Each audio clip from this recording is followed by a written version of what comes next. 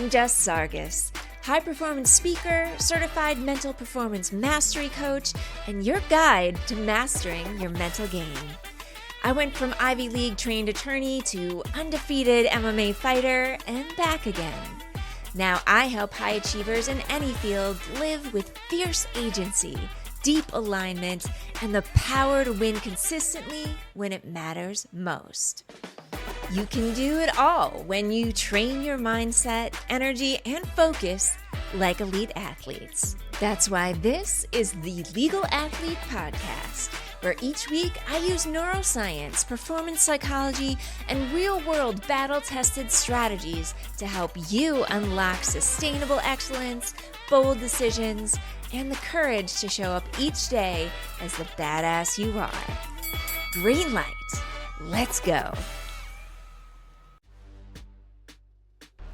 Welcome back to the Legal Athlete Podcast.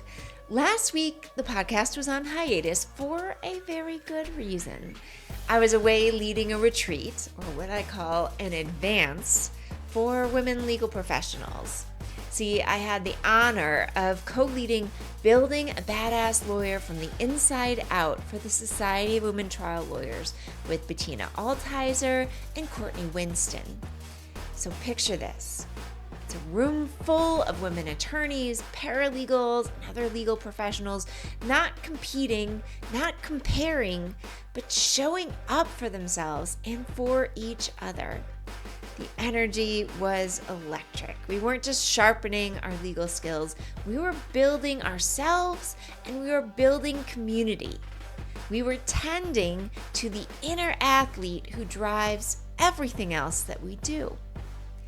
And that experience brought me right back to a concept that I want to dive into with you today: the extraordinary power of third spaces. These are the places outside of work and outside of home where we connect, we belong, and we grow. Whether it's a seminar like the one we just held, a book club, a gym, a town square, your local park, even a neighbor's porch, these third spaces are more powerful than most of us realize. So let's talk about the longevity of community and blue zones. In Dan Buettner's Blue Zones research, where he studied the places in the world with the highest concentrations of people who lived to the age of 100 and beyond, the through line wasn't just diet, exercise, or even environment. It was community. In Okinawa, Japan, for example, people belong to lifelong friendship groups called moais. I know I'm butchering that pronunciation. In Sardinia, in Italy, people gather daily in piazzas to laugh and argue and share wine. But what's really remarkable is this: social connection predicts longevity as powerfully as not smoking. We can eat kale, we can hit the Peloton, but if we're isolated, we are leaving years of health and vitality on the table. Community literally keeps us alive longer and better. Here's another example. Let's talk about the science of tend and befriend. UCLA professor Shelley Taylor's research on stress over the past roughly 25 years has uncovered something groundbreaking. I've talked about this in another episode, but it is worth repeating and expanding on. So for years, stress studies were run primarily on men, leading to the fight or flight model that we all know. But when women were included, a new pattern emerged. And that was tend and befriend. Under stress, women are wired not just to fight or flee, but to gather, nurture, and support one another. This isn't just psychology, it's also biology. Oxytocin, our bonding hormone, dampens our stress response and helps us recover faster. And when women gather, as we did at our seminar, we aren't just sharing stories. We are literally co-regulating each other's nervous systems with the release of oxytocin and dopamine. We are making one another more resilient by tending to these relationships, by befriending each other. So let's talk about those relationships. Esther Perel, who is one of the leading voices in relational psychology, makes this her central belief and the central finding of her work. The quality of our relationships determines the quality of our life. Think about that. It's not the quality of your resume, not your net worth, relationships. But here's the nuance that I want to add. The most foundational relationship that we have is with ourselves. If we don't know how to sit with our own thoughts, hear our own feelings, and lead ourselves with honesty and compassion and confidence, then our connections with others get distorted. That's why so much of the high performance psychology is about self-leadership first. And when we get both, the inner relationship and the outer ones aligned, we step into the kind of energy, confidence, and courage that makes us unstoppable in courtrooms, in boardrooms, or even at the kitchen table across from someone that you love. So let's round out the thoughts today and really home in on third spaces as the training grounds that they are. Why are these third spaces so important? Because these are the places where we practice showing up authentically, imperfectly, and in community. In the gym, we train our bodies. In the park or the town square, we train our ability to relate to each other, strangers and neighbors alike.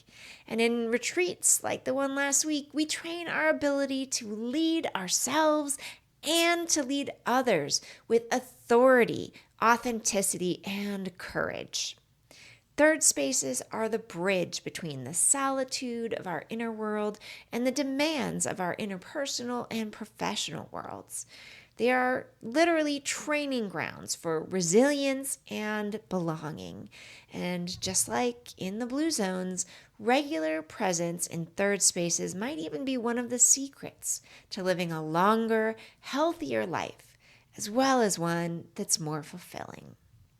So here's your challenge this week, my friend. First, connect inward.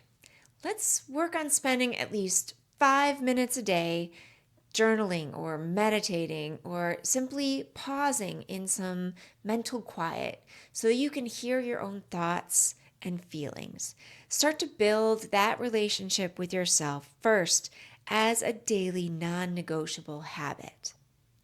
And second, let's practice connecting outward as well. Reach out at least once a day to someone in your orbit. It can be a friend, it can be a neighbor, it can be a family member or a colleague. It doesn't have to be deep or long, but even a quick check-in is enough to remind both of you we're not doing this alone. And these small practices, these habits compound. Over time, they build the kind of resilience, energy, and meaning that no amount of caffeine or hustle ever could. They build community. And most critically, they build the kind of relationships with yourself and with others that make a huge and extraordinary difference in the quality of your life. So as I leave you today and reflect on last week's seminar, I am reminded, and I hope you're reminded too, that none of us becomes a badass lawyer or a high-performing human in isolation. We become that in community, in gathering in third spaces where we connect with others and with ourselves. So here's my invitation to you. Don't wait for the perfect retreat or the next big seminar. Start today and the day after that and the day after that. Find your third space. Create your own community ecosystem. Tend and befriend and make it non-negotiable a little bit every day. And ultimately, remember, the quality of your life really does rise or fall on the quality of your relationships, starting with the foundational and most elemental one that you have with yourself.